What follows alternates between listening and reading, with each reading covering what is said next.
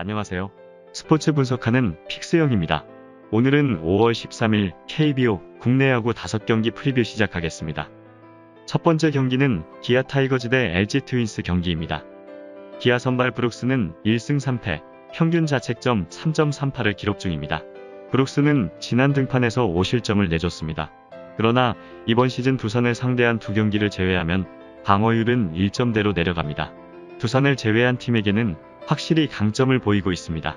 우타자 상대로 투심과 슬라이더, 체인지업 등으로 우위를 보일 수 있는 좋은 투수입니다. 좌타가 많은 LG 상대로는 지난 시즌 다소 고전했지만 이번 시즌 첫 만남에서는 무자책 승리를 따내고 있습니다. LG 선발 이상영은 승패 없이 평균 자책점 4.76을 기록 중입니다. 이상영은 이번 시리즈 3차전 선발 투수로 낙점받으며 2군으로 내려간 배재준과 자리를 바꿨습니다. 정찬원에게 하루 이틀의 휴식을 더 주기 위한 팀의 선택으로 선발로 나서게 됩니다. 21세의 젊은 저안으로 가능성은 충분하다는 평이나 아직 제구가 잡혀있지 않기에 구위를 다 이용하지 못하는 느낌입니다. 최종 한 줄 평입니다. 브룩스가 좌타 상대로 고전 중인 건 사실이지만 LG 상대로 이번 시즌 이미 좋은 투구를 했고 LG는 타선의 기복이 큽니다.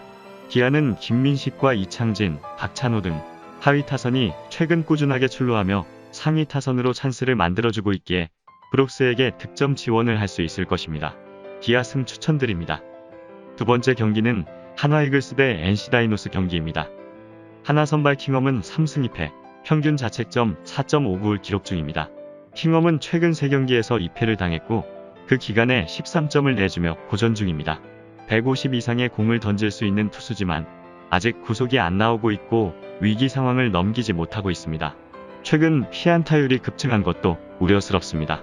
그래도 다양한 브레이킹볼 구사가 가능하기에 부종 레퍼토리로 버틸 힘은 있습니다. NC 선발 김영규는 1승 2패, 평균 자책점 9.53을 기록 중입니다. 김영규는 9실점한 삼성전 이후 1군 엔트리에서 말소됐습니다. 제구 불안과 더불어 우타자 상대가 안 되었고 무엇보다 삼성전 3피 홈런이 컸습니다. 그 후 투수 코치와 구위를 다시 점검했는데 퓨처스에 등판하여 4이닝 동안 1피안타 3볼넷 무실점 경기를 했습니다. 하나 상대로는 1패 3.38의 방어율을 지난 시즌 기록하고 있습니다. 최종 한 줄 평입니다. 하나도 노시환을 중심으로 장훈호와 최재훈 등 좌투의 강한 타자들이 김영규 상대로 끌려다니진 않을 것입니다. 그러나 타선의 힘에서 NC에 밀리는 것이 사실입니다. NC는 알테어와 양의지, 박성민의 타격감이 좋고 나성범마저 완벽히 부활에 성공했습니다. 킹엄의 속구를 장타로 잘 연결할 것입니다.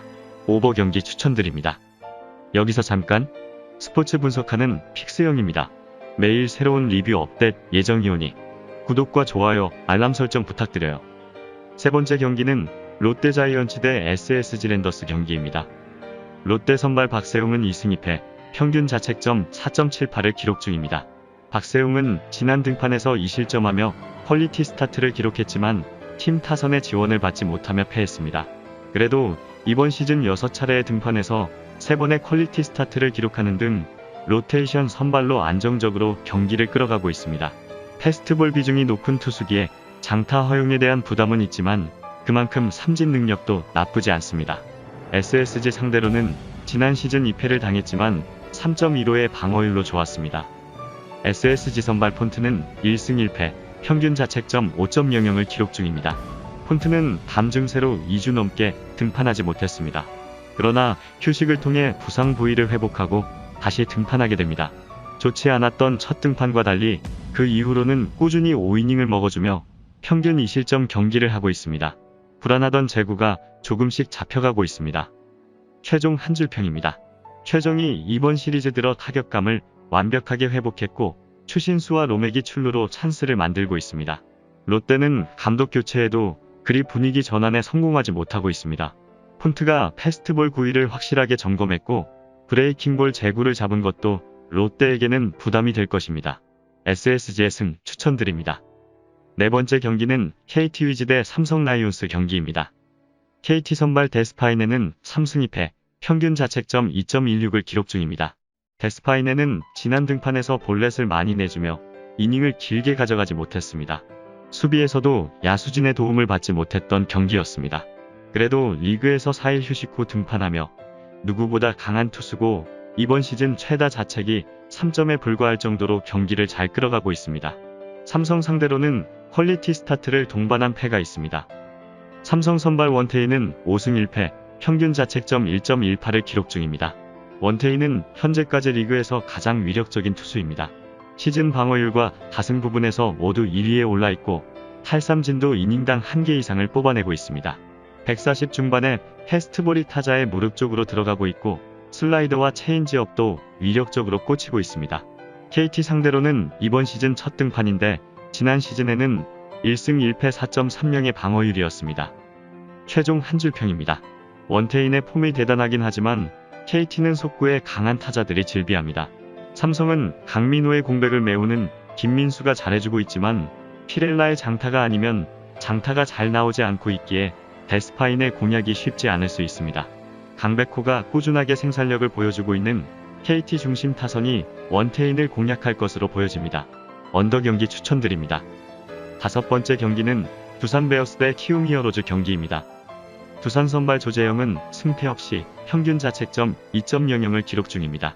조재영은 최원준의 휴식일이 더 필요하다고 느낀 김태형 감독의 판단에 따라 임시 선발로 나서게 됩니다.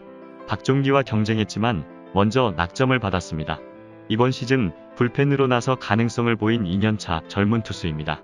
롯데전에서 4이닝을 소화하며 긴 이닝 소화도 해봤습니다.